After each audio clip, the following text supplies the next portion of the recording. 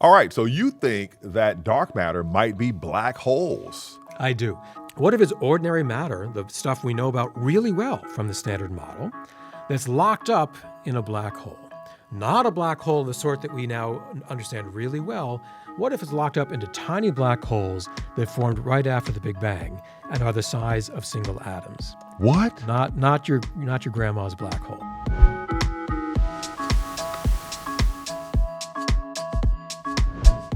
We are going to talk about some amazing stuff today, man. I'm so happy to have you here. We're going to cover dark matter. We're going to cover black holes. But, before I lean too deep into your theoretical physicist brain, we're going to go into your historian brain because dark matter has this amazing history. And, I know what dark matter is.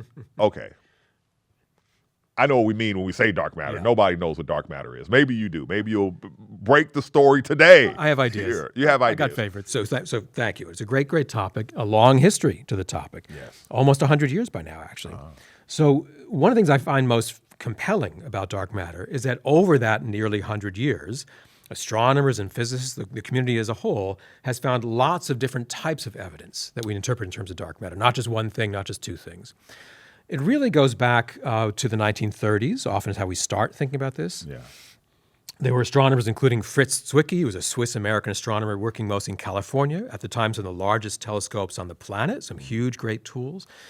And Zwicky, like others, was measuring things that we now call clusters of galaxies. Not one galaxy, but they were so far away that each galaxy looked like it was as if it were an individual star, little pinpricks of light, and gajillions of them, right? All seem to be stuck together, bound together. Like the Coma cluster is one that Zwicky was famously looking at. And he and his assistants were trying to measure the speeds of typical galaxies within that cluster, that bundle of galaxies. And he kept finding in the mid-1930s, the typical speeds were larger than he would expect, given the amount of stuff he could see or infer. There would be some balance between the energy of motion, these things having a fast speed, why don't they just zoom away from each other, and the mass that he would infer from all those galaxies acting through gravity to keep them stuck together. So this thing was gravitationally bound, he assumed. These things weren't free to fly far apart, and individual objects had higher speeds than he would have expected. Okay. And so he often says- I've heard people say that they were observed to be moving faster than the escape velocity from the cluster. Is that true? Exactly right. That's right. And perfect. And that's why so how could they be stuck by gravity if they're moving faster than it would take to keep them bound, right? They should have been free to wander through the cosmos alone, and they appeared not to be. So he says, as a kind of an offhand remark, he says maybe there's some other matter, and he actually uses the term dark matter, that we don't see. It's not lighting up, but it's acting through gravity.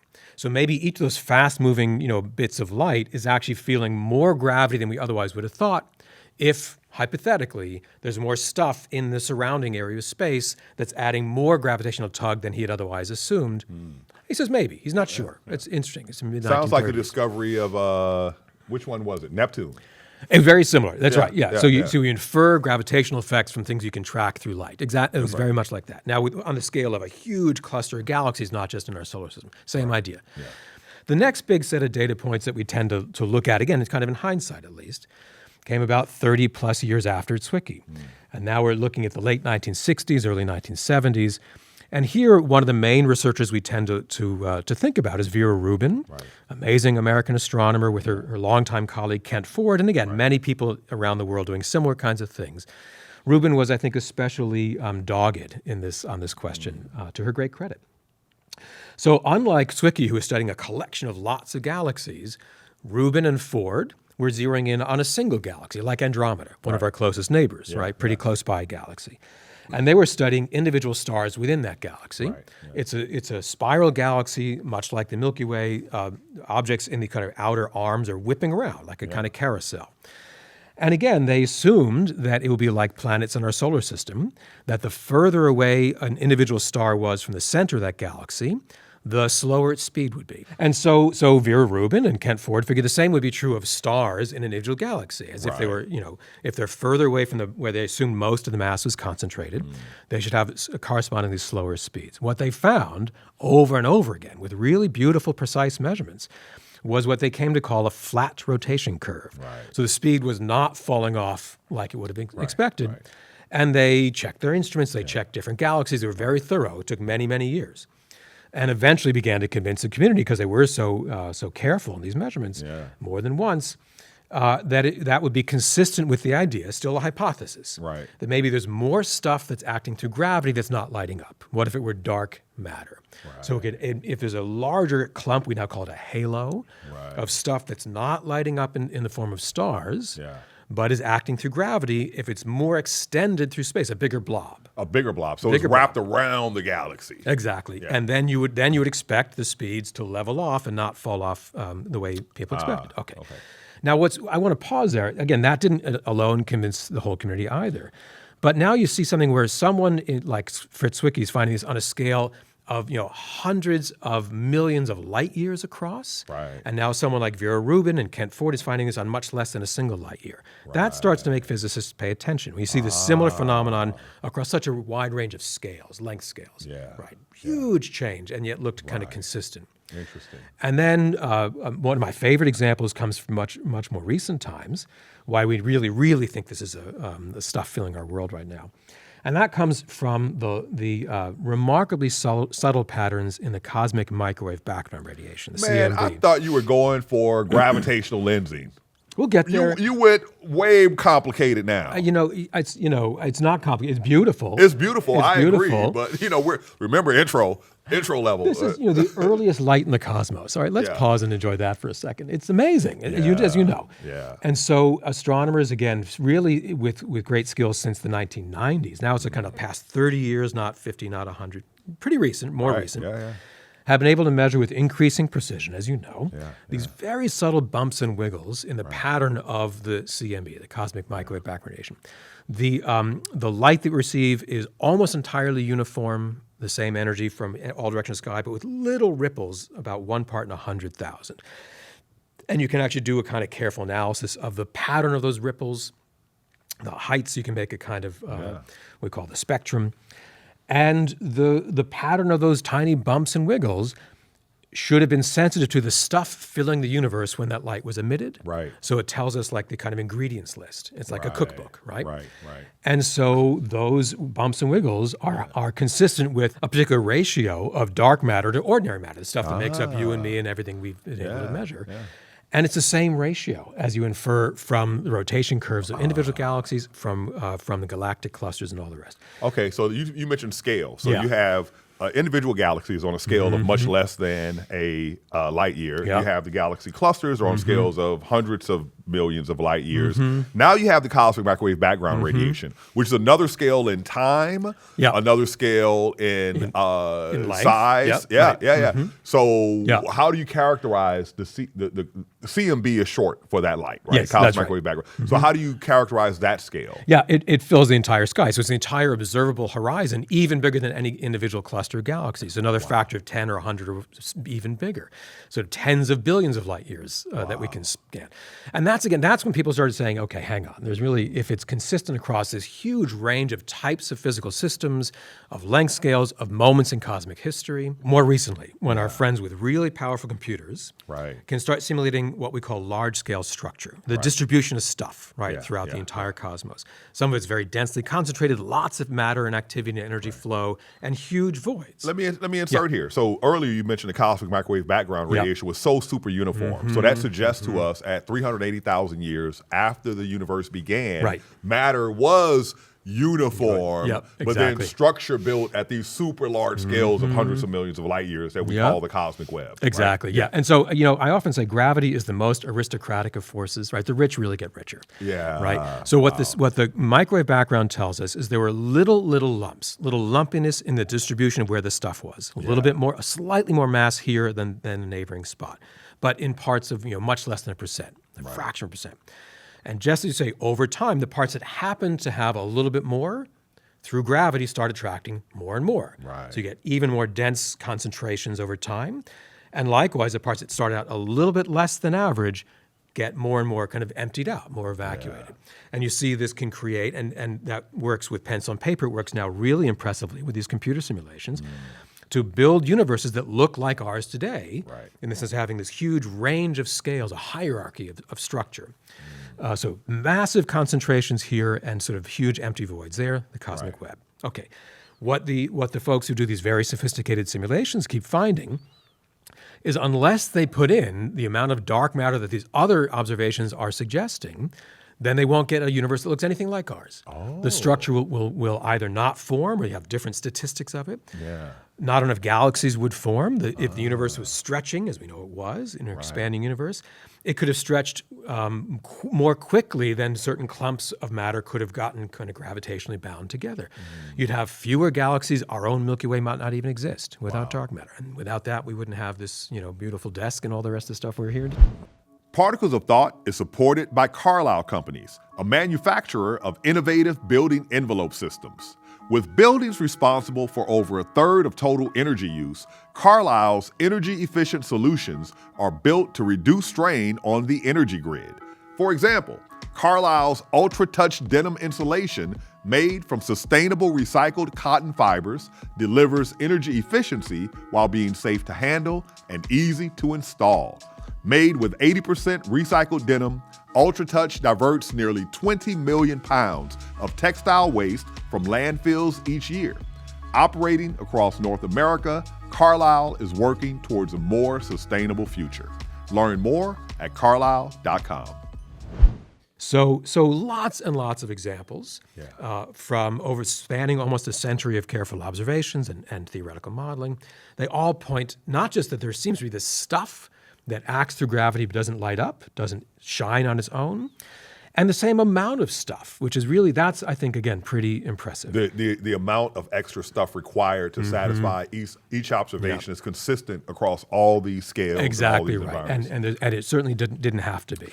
Sounds like quite the coincidence. No, or maybe it's just telling us, right? Yeah. And so now we say with great confidence, oh, the universe is filled with dark matter. We know how much, per volume compared to. We can say that now, but that was not so obvious. Well, okay, let's take it back to how I framed the question. So what we're actually observing is motions, and these motions are typically observed through the Doppler shifts, right? And what we infer from that is there is a lot of extra gravity happening here.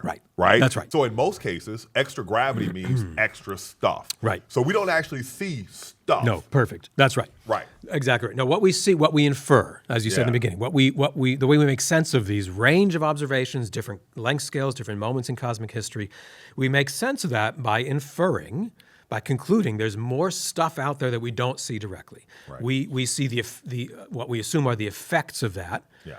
Tugging and nudging the motion of stuff. So when the community, I should say, the community came together saying there is this challenge, which got the name dark matter, which is really just covering up what we don't know, as you say. Yeah. It's something that needs study. Right. That really came together as even a question only 50 years ago. And I say only because some of this evidence was coming in long before that. That's younger than me, man. So that's, and I'm young as hell. So yeah, well, that's a separate episode we'll cover, by the way, Hakeem, young at heart. I feel the same. So in our lifetimes, which is actually kind of amazing considering how this is energizing so much of the community. And so that prompts a series of what could it be? Can we explain this? Now, there really is a question. They all agree that is a question. Go. What could it be? One perfectly legitimate idea is that maybe we've been making the inference based on the observed motions because we're assuming gravity like we think we know it. Right. If we assume we really know the laws of gravity, as Einstein wrote down beautifully just over 100 years ago in his general theory of relativity, encompasses Newton's gravity. I mean, it matches all kinds of tests and theoretical checks. Let me just put a point in that. Yeah. What you basically just said is, if we assume gravity as we know it, and gravity as we know it is Einstein's general relativity, and we have tested that sucker throughout a lot of scales. Exactly right. And it works every time. We have reason to be confident. Yeah. But what people are rightly saying is, could dark matter be the first, exception to that? It could, maybe it is, right? Because again, just as you said, we're using our assumption about gravity to fit why this motion looks weird to us. Maybe it would look normal if we had different laws of gravity. Right. That's the sort of setup. Yeah. Often called modified gravitational, models. And, that certainly could be. That's logically a great thing to start from. And as you also said, so far over the many decades that many people have very smart people have worked very hard at this and still do. Yeah. Sometimes they'll come up with a very cool model, an adjusted set of laws of gravity, and it can make the one kind of physical system make a bit more sense. Maybe we don't need dark matter, but then it tends to break when we apply it to these other things. That's why I'm so impressed, as I was saying a moment ago, by the different lines of evidence for dark matter, which are remarkably consistent with each other, but they come across an enormous range of length scales, time scales. Right. And so far, it doesn't mean that this won't ever work out, but so far, at least my understanding, is these very clever ideas to try to modify gravity. When they work at all, they work at kind of one typical system, one length scale, and they tend to work pretty poorly, or sometimes accentuate the mismatch at other length scales. We got to shoot the moon, right? Right. So that work goes on, as it should go on, but that's one option that's still a live option. But this is why we're not done, right? Okay. All right. So let's look at these dark matter is stuff options. Right. And I was teaching observational astronomy back at the turn of the century. Yeah. And, I used to talk about supersymmetric particles. Yes, you did. And we used to talk about WIMPs and machos and these sort of things. Yeah. Now, that was a long time ago. That was a quarter century ago. And so a lot of these models we've come to understand are not viable. Or at least they're certainly much more constrained than we used to think. Maybe they're right, but they certainly don't look like we used to think they did. That's right. So now what have we considered and discarded? What remains? And, are there experiments that can find? Oh, and I must mention that my very first physics experiment research ever, was in the basement of LeConte Hall at Berkeley with Bernard Satterley at the beginning of what became CDMS. That's where I first did physics. No, so that's right. So as you say, it's fairly recent investigation. I'm going to give you credit for that. It was only a few months ago when you were a graduate student. We've been doing this for a long time. 1991. Who's counting? What is time? What honestly, is time? All right. And so, if we were to do a spot survey today of most physicists and astronomers and cosmologists, what do you think the answer is to this puzzle of dark matter? Most will still say it must be some new type of particle, or maybe a cluster, a whole sector of new particles. And that's still the most popular answer, though doesn't mean it's right. But that's and just as you say, the candidates that most people will kind of vote for are shifting. Right. So when the dark matter question first came together in the mid-1970s, a lot of particle physicists were very confident for the reasons you were saying. We have, they were saying, we have all kinds of candidates for other reasons, for other theoretical modeling ideas. The universe, they thought, could be chock full of all kinds of particles beyond those we now call the so-called standard model. So the standard model is a remarkable achievement. I always say it's the most impressive, boringly titled theory in human history. Like, if you get a committee to write the name, they can, standard model. It should be like the outrageous, unbelievable, super cool. I mean, it's amazing. Yeah, right? it's amazing. And it's been now tested to up and down and withstood every test. Mostly in these large accelerators, right? Mostly huge particles. You smash stuff together and see the stuff that comes flying out. Exactly. With increasing, remarkable precision. Things like the Large Hadron Collider at CERN, similar machines throughout the United States. And so one of the biggest, kind of most exciting gets of all those decades of searches came now more than a dozen years ago with the announcement that physicists had really found the Higgs boson. It had been hypothesized 50 years earlier, all kinds of reasons why people thought it had to be there and was very stubbornly not showing up. Well, on July 4th, 2012, I remember the date. Same. These two enormous groups based at CERN, international collaborations, announced they had really conclusively found the Higgs boson as well, the last missing piece of this beautiful standard model. And people were poised saying this machine works so well, we're just going to find all the other stuff, right? We'll find these particles beyond the standard model, which had similar kind of motivations. Theorists saying, it has to be there, it should look like this, you'll find it here. And people were really excited. The machine was working great, still working great. And what's happened in the years since 2012 is a lot of kind of hurry up and wait. Wow. And so the machines are working great. The teams are dedicated in doing extremely precise science. What they haven't yet found is any evidence at all of anything beyond the standard model. And these are particles. Some of these particles that are beyond the standard model might be the dark matter that people are looking It for. was expected for decades Yeah. that there would be more particles beyond the standard model. Some would have exactly the right properties. People would often call it the miracle. These particles were assumed to exist for other reasons and then could also play the role kind of like straight out of central casting. Perfect for dark matter. Right. They're not there. At least they haven't been found yet. They're not found where everyone, all the theorists at least, were pretty convinced they should be. Right. So since 2012, more and more data, beautiful experiments, lots of precision on the standard model. We know more about the Higgs boson now than before. It's a great, good thing. What there's no evidence for at all is a single particle as yet beyond the standard model. So that means that we've given up. We're out of particle. We're out of options. We haven't given up. There's a lot more to explore, and some extremely dedicated colleagues continue to explore. Yeah. But what it's done is it pushed the kind of obvious answer. It seems a lot less obvious right now. Right. So so now we've gone through all these potential microscopic particles, but there was also an idea that it could be like Jupiters out there, machos, and they search for gravitational or microlensing, right? That's right. Signals. And how did that turn out? I haven't paid attention since I was in South Africa 15 years ago. Yeah. So the short answer is I mean, I don't want to say you didn't miss much. People still do the work very carefully. But in terms of the big answer, still no big answer. So the idea was these are, as you say, these are often called machos, massive compact halo objects. Yeah. They could be like Jupiters that have a lot of mass, but not so much that they actually became a star. They never had quite enough mass to get hot enough in their core to start the nuclear reactions that power the stars. So they'd be dark. So they'd be dark. They'd be massive, like Jupiter has a lot of mass, right? But not lighting up. Okay. Right. That's a cool idea, And so people were doing dedicated searches, observational searches, starting really in the 1990s with real focus. And it's very cool. No pun intended. I mean, a little pun intended. And so you take some of these dedicated telescopes, some in Australia were being used at the time, right, and stare at, again, like a galaxy, like say Andromeda or some nearby galaxy. They're often doing it for the large Magellanic Clouds. Take some place that's near us in cosmic terms, some galaxy nearby. And what's really amazing, I mean, there's so many things amazing about Einstein's general relativity, as you know. One of them, a core idea, is that mass will warp its surrounding space-time. Yeah. Fantastic. Beautiful. And that followed on, as Einstein himself predicted, should then bend the path of starlight because it's tracing out this warped, curved kind of environment. Yeah. Right.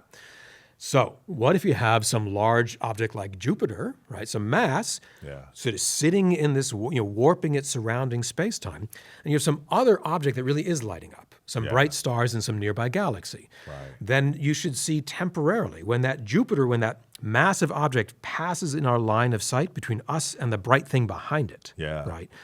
Then that should act like a lens temporarily and focus light beams that would have passed us, would never have hit our telescope, but we'll bend them back towards our telescope, so we'll see a temporarily brighter image. So microlensing should make an object that we can see in the night sky temporarily get brighter. And what then is back the to time scale of that? Is it like seconds? It depends. It depends on how big the object is and how far away. So it's the geometry of it. Right. Just like playing with lenses, would be for. Okay, so look, so a Jupiter is one kind of smallish dark chunk. Could be. But then you have these dead cores of stars, right? On a scale. You have your white dwarfs that you probably, if it's super old, it was made, right? So you could have a neutron star that's naked and not giving off any light. Or the ultimate tiny object, which is a black hole. And you notice I said these stellar leftover cores. Yeah, you did. Yeah, stars that died and left behind their core in some small compact form. Yes. So the question becomes, compared to a Jupiter, it would be smaller and it would have a much higher mass, right? So how would that change the microlensing signal? Good. So good. So people were able to say they didn't have to assume they knew the mass of the lensing object. It could have been Jupiter, could have been. And what they would try to do is infer from the signature. You find the lensing first, and then you get out. Yeah, but I guess the question begins, the question is, if I have a particular lensing event, I'll use that, no, I'm not going to use the phrase. I'm not going to say degeneracies. But, sometimes it could be like, okay, it's not just one size and one mass. No, that's right. It's I can match them up in such a way that they all give me the same signal. That's right. And so, exactly. So Perfect. And so what they want to do is not get one bright spot in the night sky. Okay. You do this over and over again. They did it for the better part of a decade Okay. with many, many bright objects to do a high statistical survey. So you really need lots and lots of examples, just like, if we do study the human population, not everyone's your height, not everyone's my height. We'll find a range, right? You're gonna find a range. And we can still map out the kind of bell curve or whatever it might be, the kind of distribution. It's always a bell curve. Well, And so even taking that into account, this group, what's amazing is they first said, this group in the 90s said, we found a couple of these momentary brightnesses. It looks like they had found objects that were less massive than our sun, so sub-solar mass, that were consistent with the temporary lensing. Then they did what they should have done. They took more data for many more years. And guess what? The signal kind of went away. So those had been a couple flukes, and far too few of them for those to be all the dark matter, because we know how much dark matter there should be. Has to be a lot. It has to be a lot. Much more than the luminous matter we see in stars. Much more luminous. And so if dark matter is mostly these kind of chunky bits that never lit up, like Jupiter, like machos, then they should have seen many, many, many more of these microlensing events than they clocked in after the better part of a decade of looking. So that puts constraints. Maybe those are 1% of dark matter or less, but they can't be the whole stuff. Okay, so it's almost like, the particle models haven't been completely eliminated, but pushed in a corner, right? They're pushed into a corner. Our direct detection experiments haven't detected anything in all this time. That's right. When it comes to the leftover remnants, they're not necessarily statistically working out. That's right. So where does that leave us? So there's a third possibility that gets people very excited these days. What if it's ordinary matter, the stuff we know about really well from the Standard Model, that's locked up in a black hole? Not a black hole of the sort that we now understand really well. What if it's locked up into tiny black holes that formed right after the Big Bang and are the size of single atoms? What? Not your grandma's black hole. What? Yeah. So they're far beneath that mass limit. Way below. Exponentially below. Oh, wow. That's right. And so these are called primordial black holes. They would have formed in the very early primordial universe. And they could have bypassed the route by which all the black holes that we really know about, by which those had formed. So a second route, possibly, by which black holes could form. All right, so you think that dark matter might be black holes? I do. And I think they're pretty amazing. And they're not the black holes you might have thought about. Since we said the phrase black hole. Define what a black hole is. Good. Okay, well. Before we go further. So a black hole is, the way we think about these stellar black holes, the ones that we know are littering our universe all over the place, they really are the remnant of a once thriving star. Okay, they're a dense concentration of matter that exhausts its nuclear fuel, and what that means is the nuclear reactions make an outward going pressure that balances the inward crunch of the gravity. It's really massive. It wants to collapse. Absolutely. And while that furnace is burning, it has all this outward going pressure keeping it in a kind of equilibrium. Right. And when the fire goes out, when you don't have that balance, gravity's going to win. And it's going to be a runaway collapse.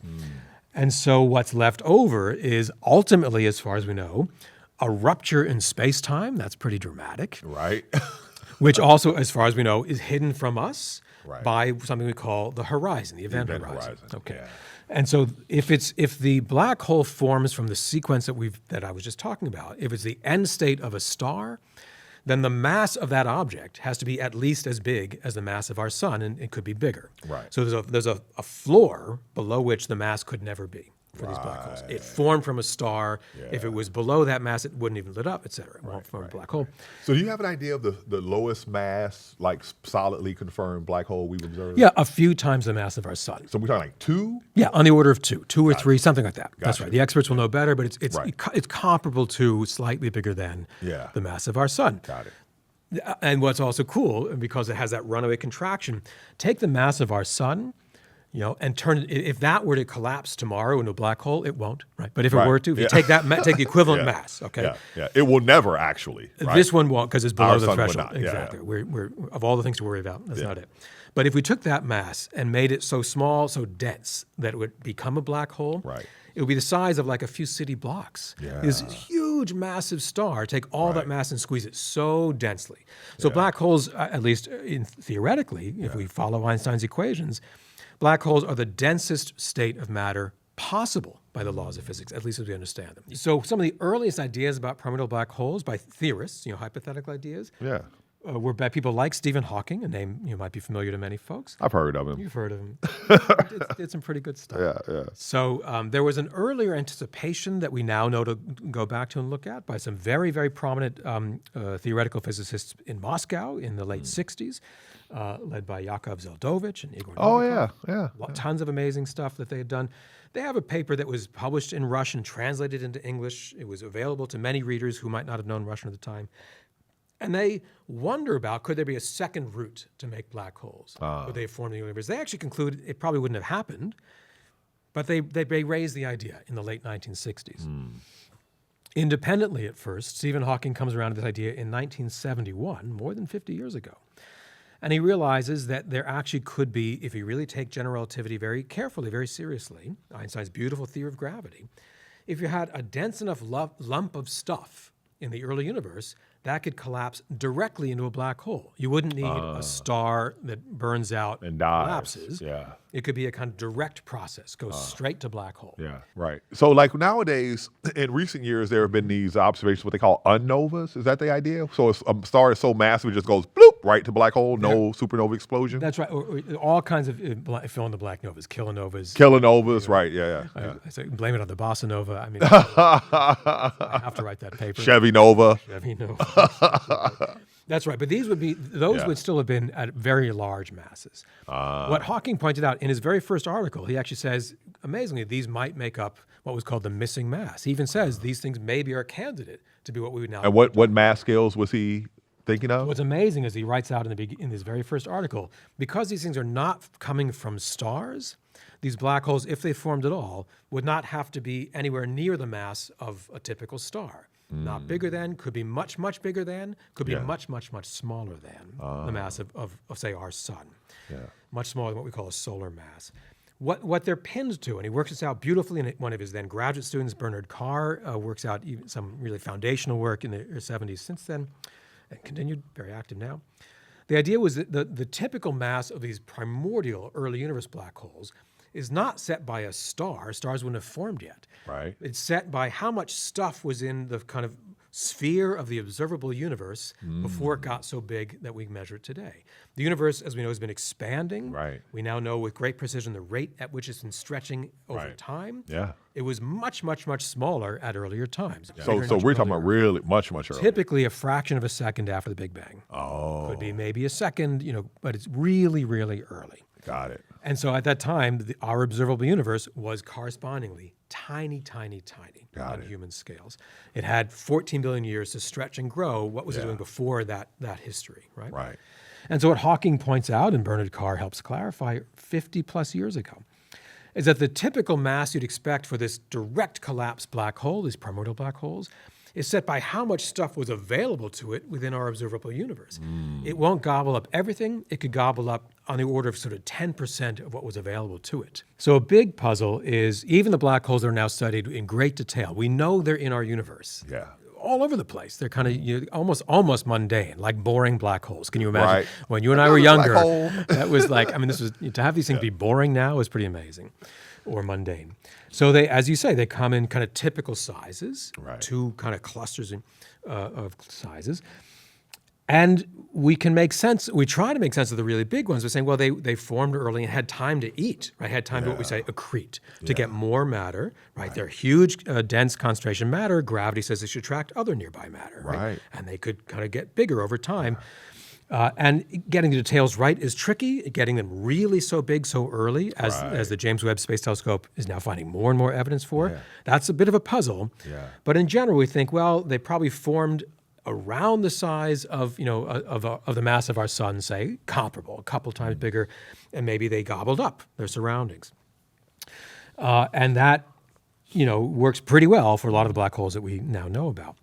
The ones that I'm super excited about, and many, many folks are getting excited about these days, could have formed not from having a star that exhausts its fuel, collapses, leads to a black hole, maybe gobbles, becomes a supermassive one. It's an end route around stellar evolution. You don't even need stars. You don't need atoms yet to have formed. Wow. When these things were the ones that I'm mostly focused on would have formed. So we call them primordial, or early universe black holes. So not only that, so the universe at this time, their primordial early universe, the universe was very different than it is today. Very different. And that matters a lot for our understanding of these things. It's still hypothetical objects that we're really curious about. Absolutely. So these would have formed, if they formed at all, our best understanding today, these would have formed before there were atoms, before there were even protons that go inside the nuclei of atoms. This is really a different universe. I mean, it's our universe, but under very different conditions. When the universe was so hot and so dense, really just an eye blink after the Big Bang itself. Man. You said a lot, but you left something out. How? Yeah, good. So we have a bunch of ideas, but the main idea, which it really does go back to people like Stephen Hawking and Bernard Carr from more than 50 years ago. We've been able to learn a lot more about the early universe since then. But the idea that Hawking himself put forward in 1971, really early, was that if for some reason, we'll fill that in a second, if for some reason, Hawking said, there was a kind of lumpiness in the distribution of matter at very early times, not just a smooth, kind of vanilla porridge. But if there was a little more stuff here than average than there, then gravity can do its thing. And if it's dense enough early on, it could collapse directly into a black. So here, let me ask you another question, right? So when we look at processes like star formation, and as we got into more detail, we began to learn like things like turbulence inside of giant molecular clouds are relevant, and things like magnetic fields are relevant. So at these early times, right? So turbulence creates these little, for lack of a better phrase, whirlpools. Yeah, right? swirly. Right. So have people looked at processes on that fine scale? Yeah, terrific question. So we're beginning to. We're getting better with our computer simulations for things like that. So typically we think the universe was actually, it sounds funny to say, actually pretty simple. Right, it was mostly a nearly uniform kind of porridge. So you wouldn't have thermal gradients that would set up those sorts of that's right. So motions. typically we would not expect those. You wouldn't expect Maybe that, some new physics we haven't thought about could have made them, but the typical or the standard cosmological scenario. And so we think it was mostly equilibrium, mostly smooth distribution of more roughly same amount of matter here as there. But there could have been, as we've come to understand better and better in more recent years, kind of flukes, these spikes of unusually high density in very short little patches of space, little length scales. Due to quantum fluctuations yet again? Of course they are. Of course they are. You knew that. I didn't know that. What else could they be? Right? Due to quantum fluctuation. Exactly. That's at least our leading explanation. Okay, exactly right. And so we've gotten really good since Stephen Hawking's day, certainly since his work in the 70s. We in cosmology and astrophysics, as you know, at trying to understand these very, very early universe quantum fluctuations, which we use to model things like the cosmic microwave background. Let's define quantum fluctuations. So I'm going to give you my explanation, but I want to hear yours. All right, good. Because you probably have something better. So I think of it like the surface of a serene lake or pond. It looks like a mirror. It's so smooth. But then if you zero in with a microscope, you see that things are fluctuating and that it's not smooth at all, right? I think that's exactly right. I mean, I like that one. An analogy I like a lot is from the great science writer Isaac Asimov. Oh, yeah. Going back in the day, classics, right?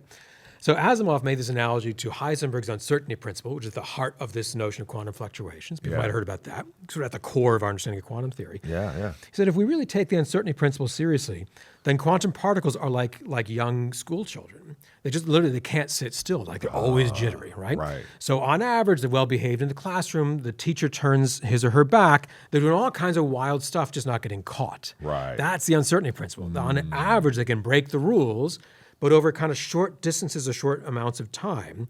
So otherwise, when we look at that, as you say, that kind of smooth pond, on average, it looks kind of pristine.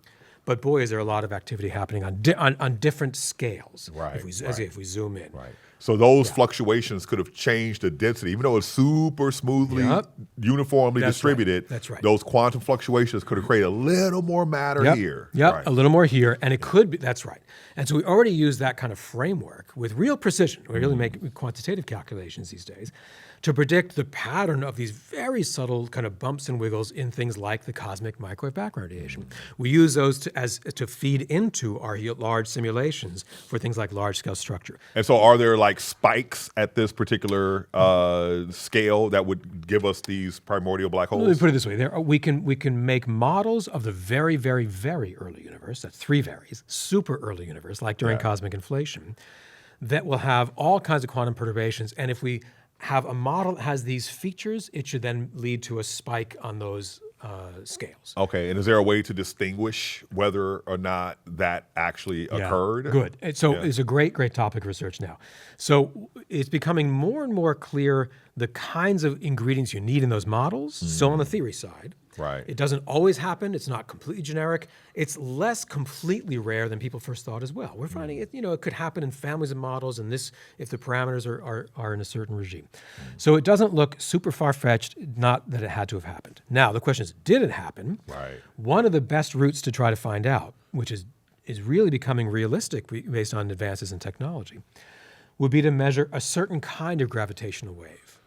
So a kind of very diffuse, kind of large, a so-called stochastic background of these gravitational waves. Here's why. If there were these very sharp peaks in those quantum fluctuations, those would be with a particularly simple form. But if they're really large enough, they could scatter into each other and make a more complicated form of gravitational wave, like the kind that we can now measure with increasing accuracy. So if we know the pattern, how much height on a versus length scale, right, if we know what we needed to have accounted for these tiny black holes, we can now do those calculations pretty well. Well, if it was really that elevated, a kind of larger departure from the average density, that should have excited these other kinds of gravitational waves too, in a regime that we're now getting better and better to be able to measure soon. So in terms of their population density, so again, making note that, since the cosmic microwave background radiation was formed, 380,000 years after the Big Bang, the universe has grown by about 1,100 times. But between the very beginning and that, it was many more times the universe has grown. And so I say that because I'm going to define a volume. Good. And the point is that these volumes are rapidly changing. So whatever number you're about to give me has to evolve to today's universe. That's right. And the number is, I don't know if it's say a cubic meter or a cubic centimeter, but what is the population density in terms of number of microscopic black holes per cubic meter in the early universe? And then what would that translate to in today's universe? Good. A great question. So the short answer is very, very rare in the very early universe. Okay. And so they would form by such a rare process. Yeah. There would be kind of, on average, much less than one in any sphere of the size of what would grow into our observable universe. Wow. Yeah. So it's not like they formed chocolate block right then. How the hell could they be dark matter today if there's one per observable universe? Less than one, because our observable universe keeps growing. These patches that were neighbors move into our horizon. They become part of our world, right? Okay. And so over time, we have a little patch like this. There's a neighboring patch next door. There might be a black hole here and none here. These two both grow and merge, and that happens a gajillion times to make the observable universe we have today. Right. So in any patch of a typical size of what our observable universe was back then, you'd have many less than one on average of these black holes. They're very rare. Right. But then you have, as you say, the universe has expanded so much. That means these things have come in from the neighborhoods nearby. So within what we now consider our observable universe, these things are a lot.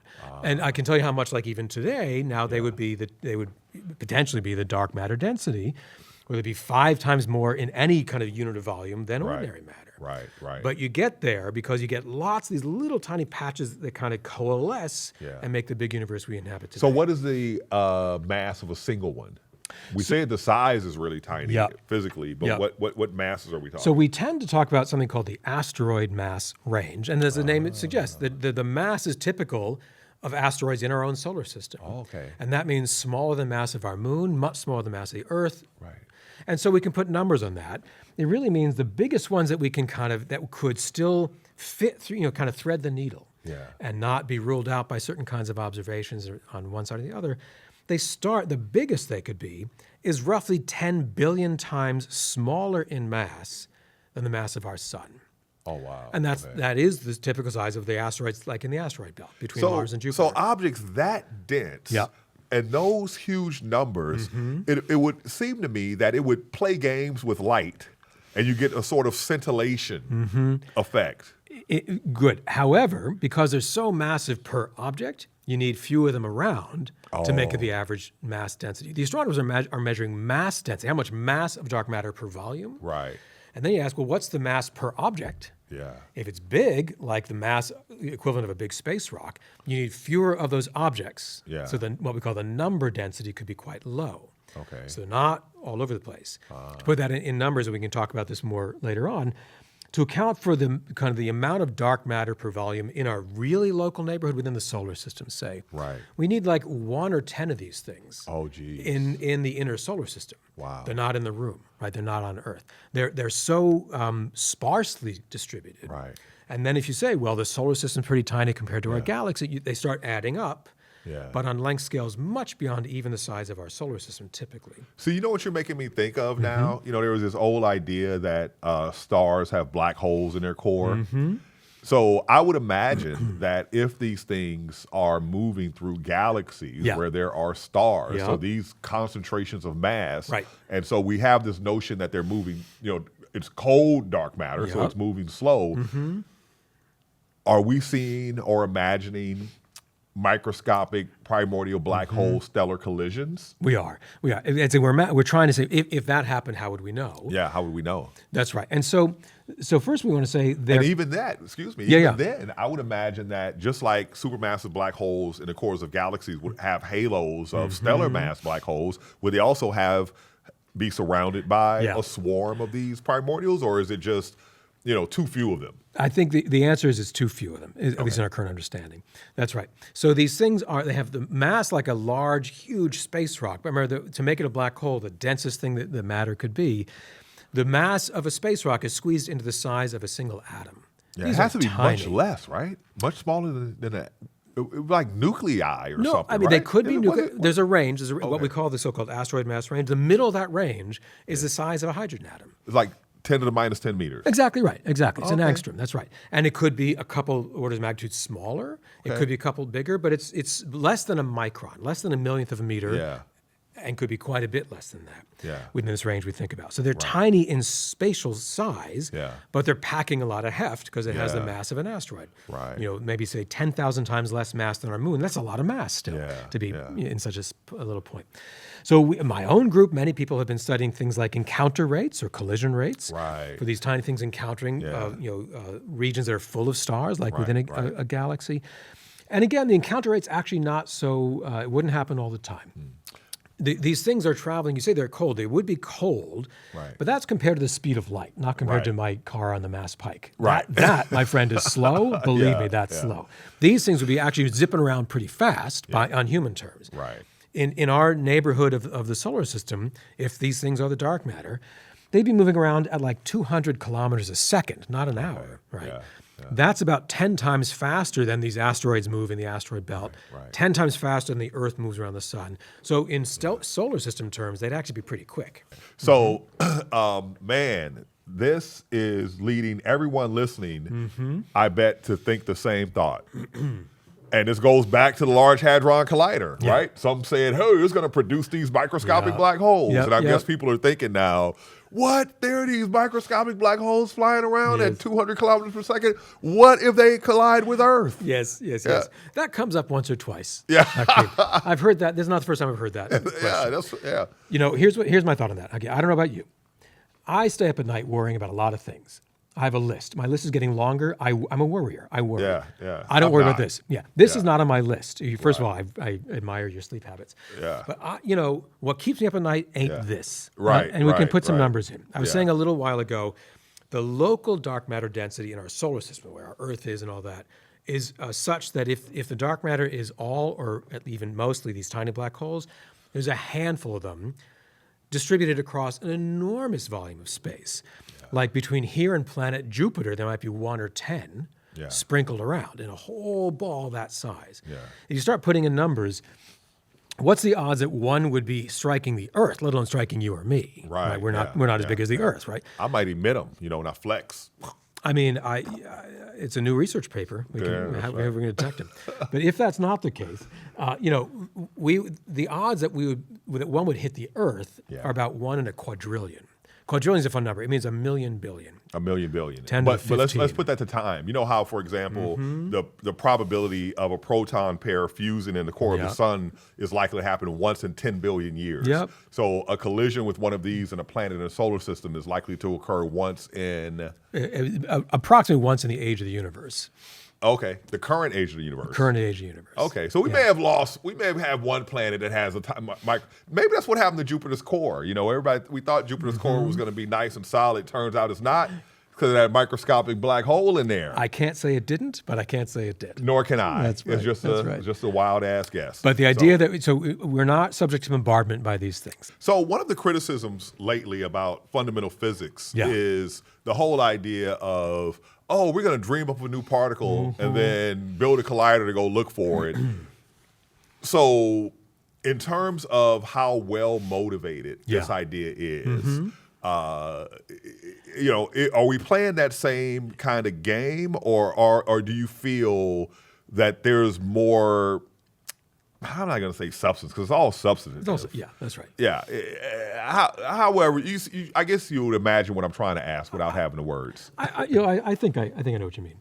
So I think these are.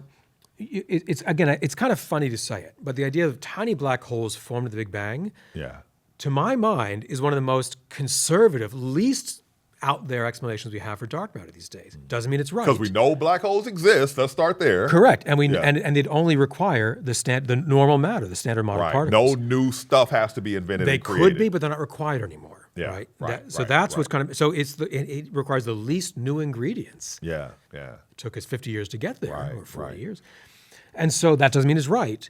But as a kind of thing to kind of bet on with your pencil, right? So what is that worth another few months of digging in? I think it is. Another thing that's awesome is that the way in which we can try to learn more about where they're not, right? To put that in, make that box where it has to fit within. Often that comes from piggybacking on measurements being done for other reasons anyway. So to date, we have not been building our own massive infrastructure. We're saying, you're measuring this thing with great precision. If the black holes were there and had these properties, you should see this thing lighting up, and you don't. That's right. Yeah. So, for example, the microlensing surveys, we're using beautiful existing telescopes. You need some telescope time and some very smart people to stay up all night. We have, luckily. But it's not the kind of capital outlay. Right? So that helps a lot too. So this idea of primordial black holes, Hawking introduced it, and they were just like, this is a process that could have happened, right? And so now we have this dark matter problem, and they might conveniently fit into that box. Are there other cosmological, astrophysical problems that these primordial black holes could resolve? They could. They're a gift that keeps on giving. So one would be, maybe, let's go back to these supermassive black holes you mentioned, the ones that now, with the latest data, like from the James Webb Space Telescope and other inputs, are finding many, many more enormously massive black holes very early. And that's hard to square with our typical understanding. If the only route to make black holes is from stellar collapse, that fixes the typical size, and it's much, much smaller mass to start than these enormous supermassive black holes people are finding. And then you say, well, if they're that early, they didn't have time to gobble up. They couldn't accrete, at least in our best understanding of stellar processes. And so one idea would be, what if the seeds for supermassive black holes came from this alternate route? What if primordial black holes formed at around a second or a few seconds, not a fraction of a second? Then their typical massive formation would be maybe 1,000 times the mass of our sun to start. They start already with a head start, right? Then the more typical accretion rate that we otherwise think we understand from astrophysics, the rate at which the star would grow or the black hole would grow by gobbling its surroundings. That's now much, much more straightforward to say, why could this thing be 1 billion times the mass of our sun at such an early time?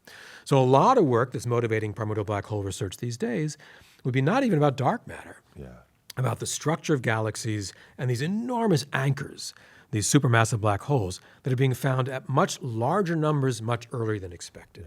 If you give them a head start, they have less work to do to get that big. That's a beautiful thing about how nature works, is that you look at a situation today and you define a normal, and that sets up an expectation.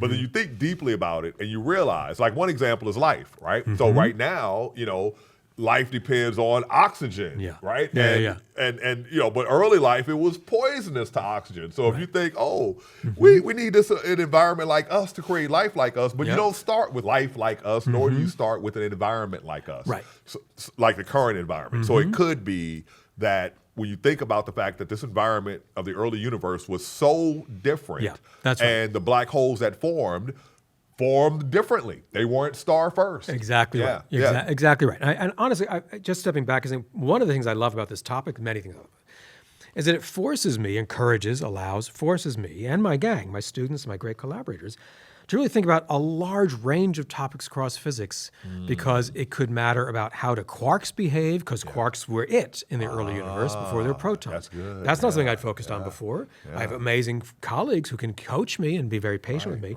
It forces me on the other end to think about, how do telescopes measure microlensing? I didn't know that. What about gravitational waves? So for me, it's been just a feast of new ideas, new to me ideas. And then we can say, let's put them together. Can we really figure something out? So that, it feels, a little like Indiana Jones. I don't get to feel like that very often in my line of work. But to say, here's some weird clues from all over the map. And what can we do to kind of put that jigsaw puzzle together? It's really fun. With these primordial black holes, I'll just say the interest is growing.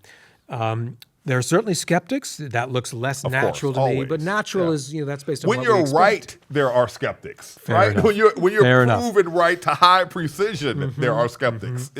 But the kind of dismissing it as not even a good question, I think that really is I don't hear that anymore. So let's talk culturally here, because what I've observed over the course of my career is there is a bandwagon phenomenon in science. And sometimes, there are strong personalities, and so people move around, right? They go from WIMPs to axions and this sort of thing. So if you look at where the energy of, or modified gravity, that's right. If you look at where the energy of the upcoming graduate students and postdocs are, how do you say the health of this black hole approach? Is it starting to get its own bandwagon, or if not a bandwagon, certainly its own enthusiastic community. Its own enthusiastic community. Maybe to outsiders look like a bandwagon. Might be both. Right. It is. And so the number of young, amazing, super skilled young people. I have undergraduates, at MIT working with me on some of these projects. Amazing.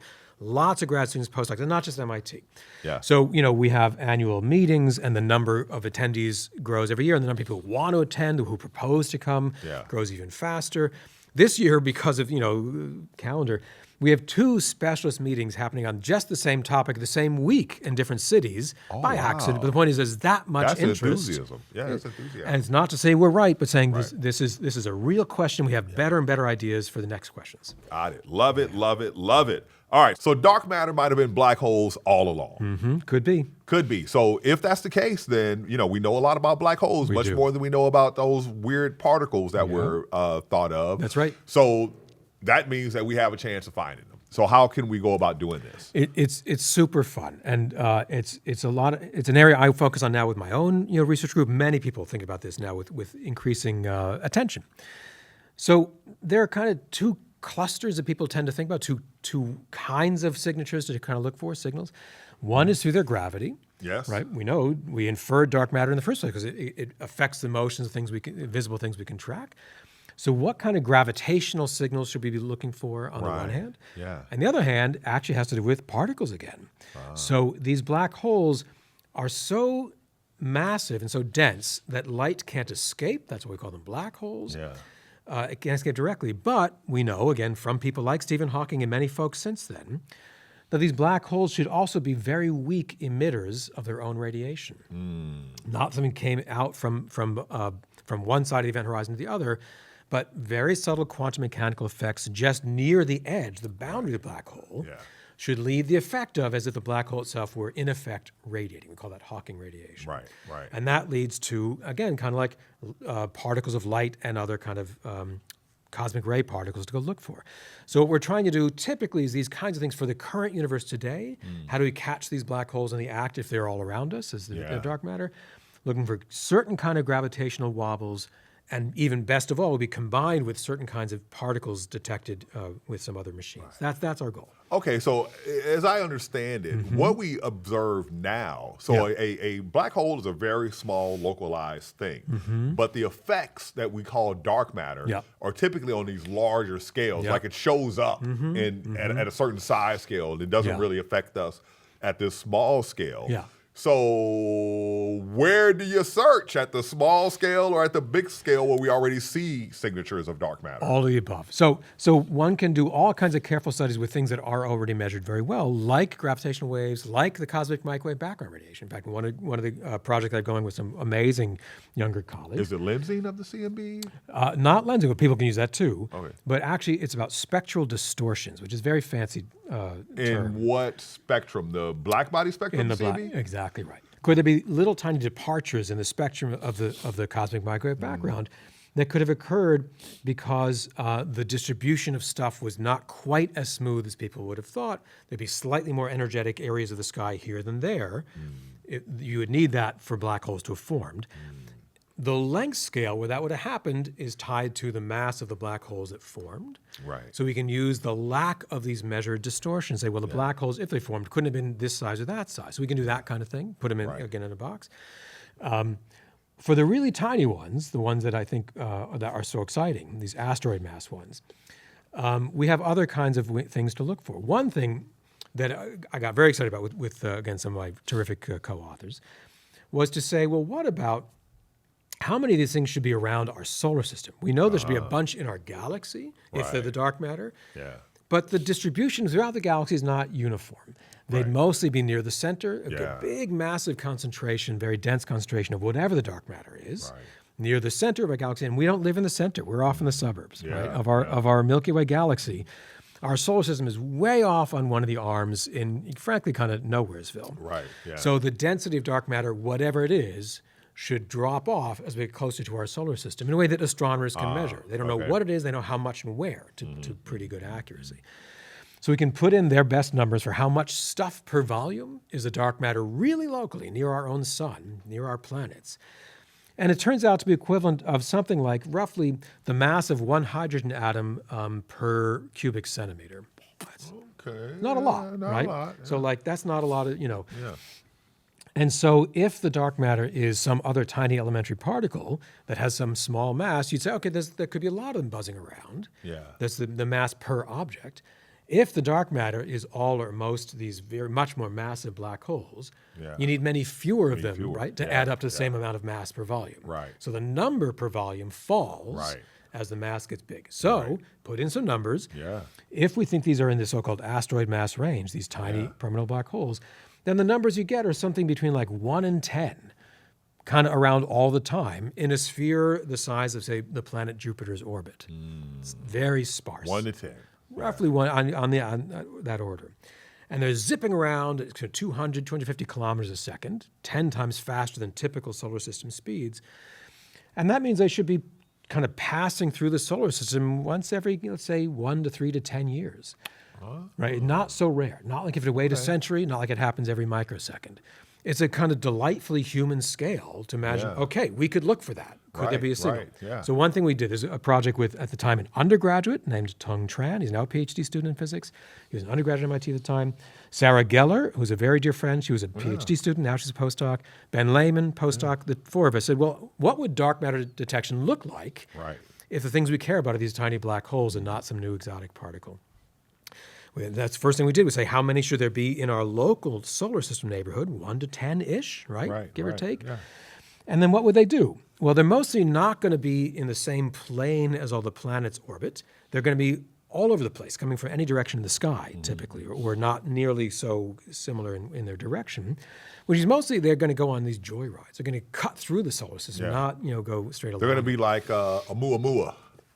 They could be like Oumuamua. That's on our minds. That's right. Pass through. They're exactly right. On their own path. At high speeds, even faster than Oumuamua, it turns out. So what would happen? They don't have to hit anything. So these things are going to go on a joyride, kind of cutting through the solar system at some angle, right? Typically at some high speed with a whole lot of mass, but very little spatial size. They won't hit anything. They're going to pass through.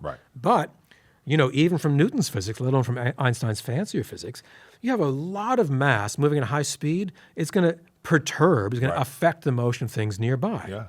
So we began saying, what are things that we can see in the sky in our solar system that we track really, really well? Can we see them off the path they should be on? Right. The one we fastened on at the end was the planet Mars. Okay.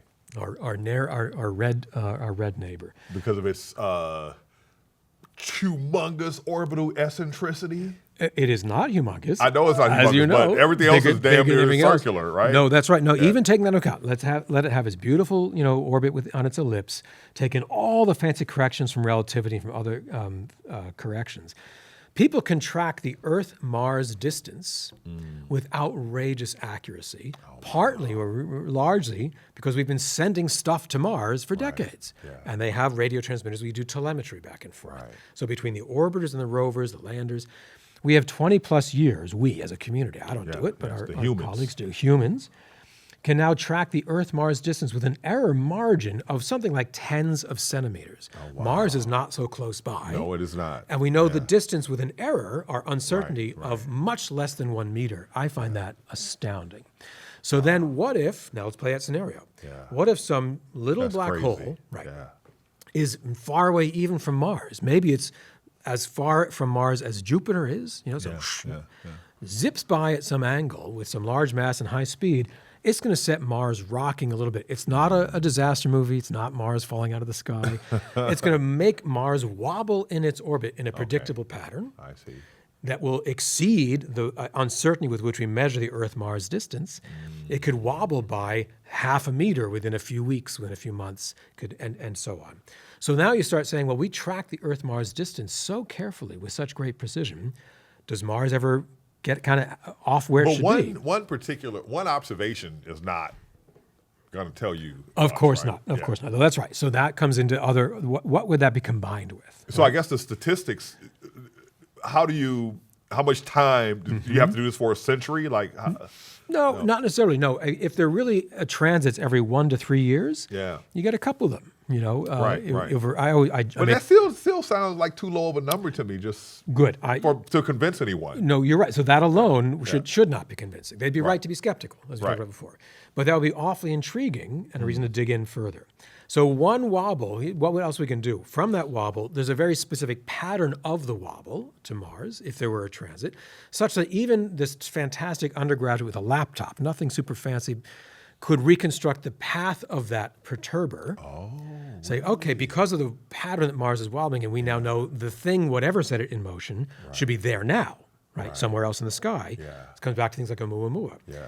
Our friends with optical telescopes are very good at finding space rocks. Yeah. If it has the mass that because we can figure out the mass and the path within some error bars based on the observed pattern of something like Mars, because Mars is tracked so well.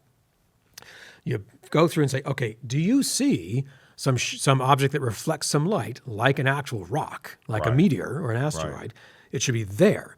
Right. The Oumuamua, it turns out, is much, much smaller in mass than these perturbers would be if they're the dark matter, if the black hole's the dark matter. And yet the astronomers could track even something as relatively small as Oumuamua. And dark. That's right. It's not lighting up, right? But it's reflecting, say, the sun's light. It has what we call an albedo. Right. The black hole would not. Right. So another check is, if you look there, do you really, really see nothing? That's still not proof it's a black hole. That's right. But it's getting further. Okay. Now you start combining with other stuff that we care about. Right. These black holes, I began to say a little while ago, should also be emitting in a very particular way their own particles. There's something called Hawking radiation. It's a quantum mechanical effect. Again, in the 50 plus years since Hawking figured it out. As I recall, a black hole has a temperature associated with it that is relative to its mass. And the smaller the mass, the hotter the black hole. Exactly right. So does that make it detectable? It really could. That's great. And so that's nothing to go looking for. So let me back up and say this Hawking radiation is absolutely fantastically brilliant theoretical prediction, never observed to date. We're trying. Any black hole should have an associated temperature, at least according to Stephen Hawking's and others, calculations since then. And as you rightly say, the temperature of that black hole varies like 1 over the mass. Right. Big mass, low temperature, and the opposite. Why does that matter? It's a lot easier to find stuff coming off a very hot, bright source than a cold, dim one. We know that just from light bulbs and all these things. Yeah. So the Hawking temperature of a black hole that has the same mass as our sun or a little bigger would be so cold we will literally never be able to measure the Hawking radiation. Right. It's cold, exponentially colder than even the background photons of the CMB. Okay. So Hawking radiation is awesome prediction. It's beautiful. People have gone over it and clarified over the intervening time. To really see it, you'll never see it from stellar collapse black holes. You'll never see it from supermassive black holes, or even colder for this effect. The only hope to ever see it would be a smaller mass black hole. Right. It turns out in this asteroid mass range. Yeah. Those would be above the background temperature. Right. So they'd be smaller mass, hotter, emitting more things more efficiently. And we can calculate that now really pretty carefully. Yeah. So I work with an amazing PhD student, Alexandra Klipfel, is what she and I work on all the time now, to make predictions, as do other people, of course. Right. So for black holes in the mass range we care about, where they could really be all the dark matter, as far as we know today, what would their Hawking emission be like? So most of them would be emitting very dimly some photons. So the only thing that could come out would be photons, and they'd be pretty low energy and very rare. Right. That's tricky because to collect them, you need a large collecting area to have a chance to see them. We know the pattern. We can say so if how you is found... the temperature compared to the CMB? Is it hotter? Much hotter. These would be much hotter. Yeah. So for the very tiny mass ones we care about, the temperature would be way above the background, which helps a lot. Yeah. In fact, then you can do, and this is something Alexandra's a real expert at, take various real experiments, real telescopes in space, on satellites, on the ground. There's a whole range, different frequencies to which they're sensitive. What are their own background counts? Not just the CMB, other sources, sky glow, all kinds of things. It gets really complicated for the astronomers. Yeah. And you can say, well, above that, could you expect to see some signal above background? Right. With what confidence? And there are scenarios you really could. Yeah. So that's the kind of thing we're working on. So what you'd love to see in general would be both, right? Yeah. You'd love to see Mars wobble in this predictable way. That's right. And could you catch some of these Hawking emission, these kind of cosmic rays? Yeah. Then you have a really, really tight case. You don't need to do that 1,000 times. Yeah. That would not be explained by some space rocket. It wouldn't be explained by some other sort. You get those two effects together. What about the rate at which these, so the calculation of how many there should be. So I imagine you start off with some population, but that population decreases over time because they're coalescing, they're falling into things. Yep. Yeah. And so now we're 14 billion years past. Yep. And, so in the vicinity of a supermassive black hole, if they're like raining down on it or something like that, are there signals that can just be created by those, the sweeping up of them? Yep. There could be. So one thing, again, we've worked on... Would it be gravity waves? It would, exactly. Gravitational waves? That's exactly one thing we look at. Exactly right. So this would be different than the gravity waves from the fact that these things formed. That's one thing we look at, hopefully with LISA and other probes. Yeah. But differently would be, let's say we have these things just dancing around the universe, interacting with some other large mass. In fact, we showed even interacting with just our own sun or a kind of mundane star, let alone more fancy things like pulsars and neutron stars. Right. Different rates to encounter them, right? Yeah. Stars like our sun are more typical. There's more of them. Right, exactly. And so you want to figure out, they're a bit bigger. They're bigger, but things like for the mass of a neutron star could be a larger mass, but more rare. Okay, right. So we do both. So these things could indeed capture a very tiny mass primordial black hole. It could capture them over cosmic history, right? Yeah. And that would lead to a particular ringing, a pattern we can calculate of gravitational waves. Depending on when it happened, how far away from us, would tell us the frequency today we should go look for. Right. And that spans a wider range of detectors. Some would be higher frequency than we're sensitive to, some would be lower. Some are in the sweet spot for next generation. You have to wait, Right. So that would be a process that should have been happening naturally throughout a long span of history. That's right. So have we actually started running any of these tests to detect them? Has anyone ever tried? We're getting closer. Well, I think what we're in now is we're using existing data sets that were collected for other reasons with which we can place constraints. Yeah. Well, if there were this many black holes of that mass, you'd see this, you don't see it. That's super helpful. Things like what we were talking about a little before, the Voyager probe, right? One thing that's really good at is measuring electrons and positrons. Yeah. If those were emitted as Hawking radiation from a population of tiny black holes that are the dark matter, then outside the sun's magnetic field, outside our solar system, that should see a predictable count rate of, let's say, charged particles.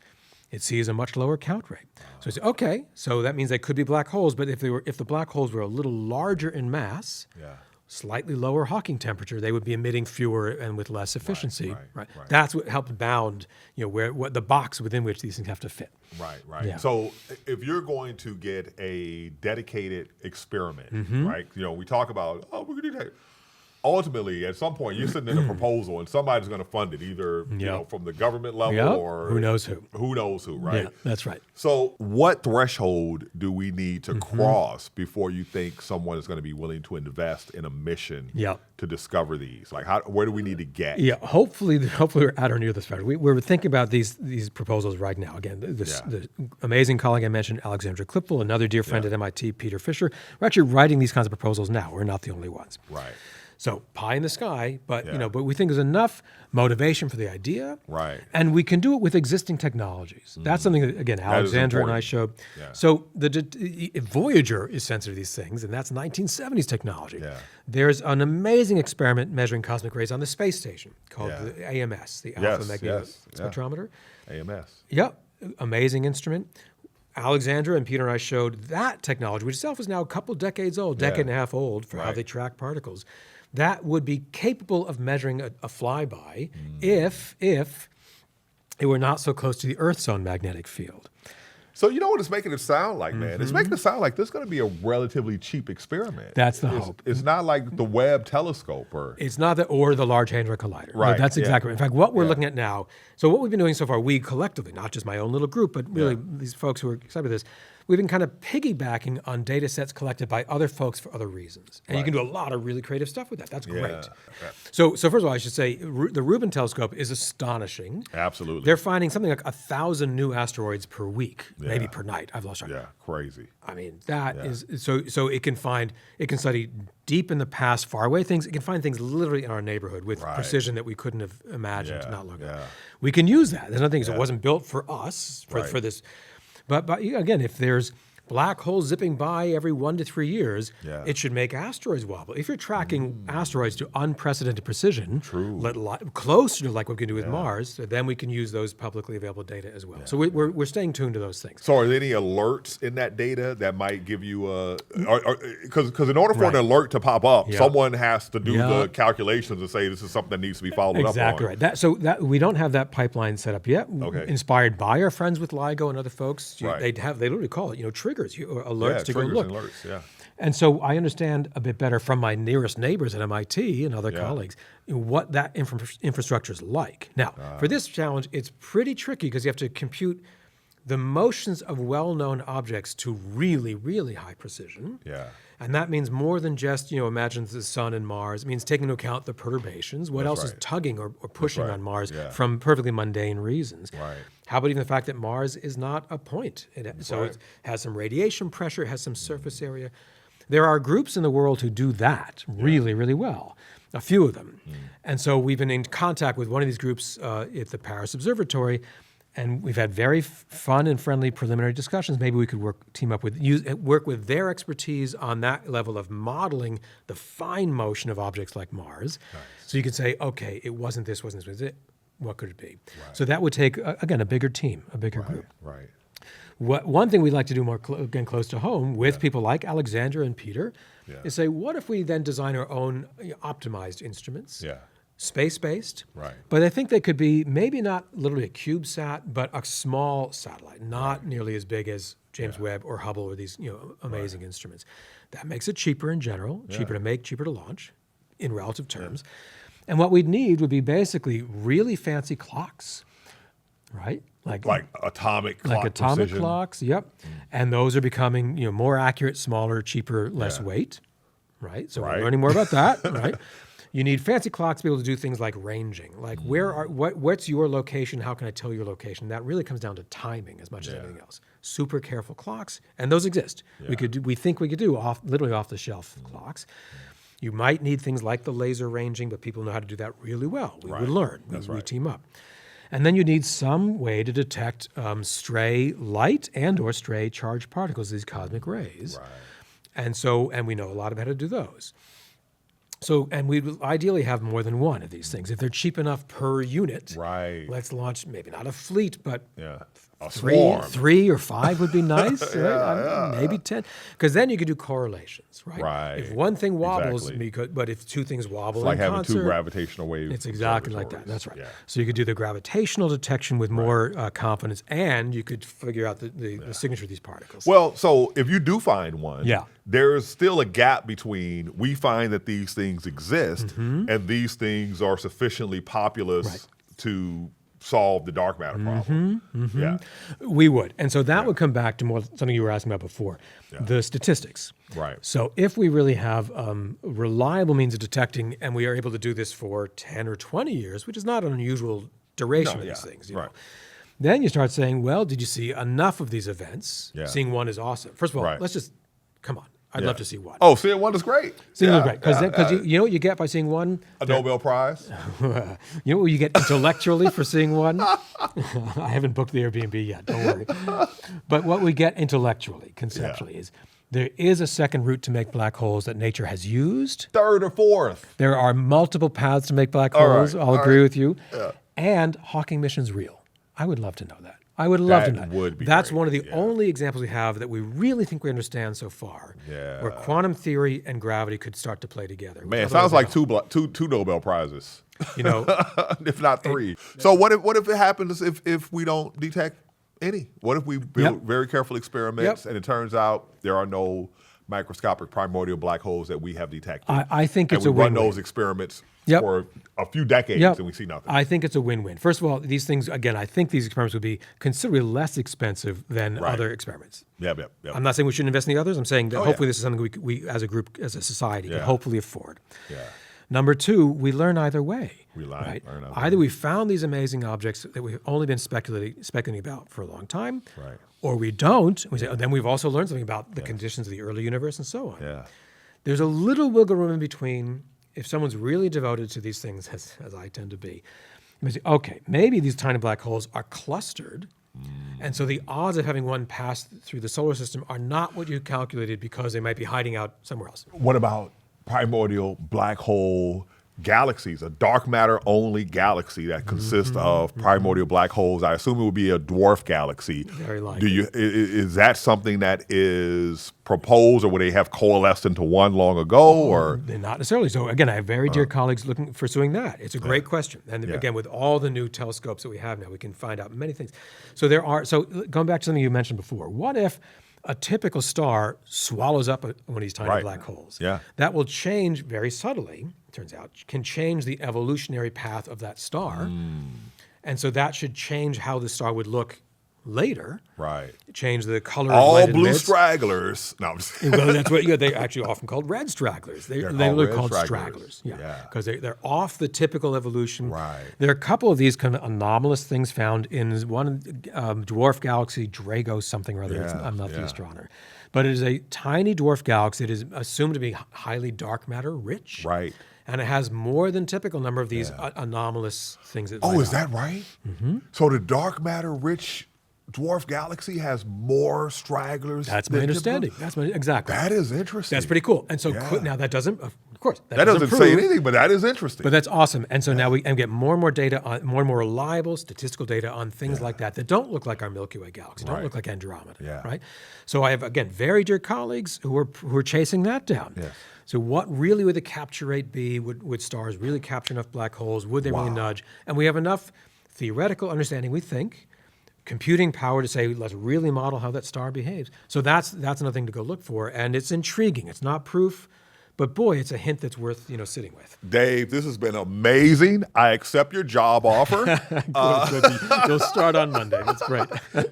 Well, it's going to be remote. Yeah. But man, this is fascinating work. Thank you so much for coming in. Great pleasure. Dave Kaiser. Thank you so much. No association with the medical facility. Correct. Yes, Correct. yes. Different kinds. You have been awesome, sir. Thank you so much. Thanks for having me on. It's real fun. Yeah.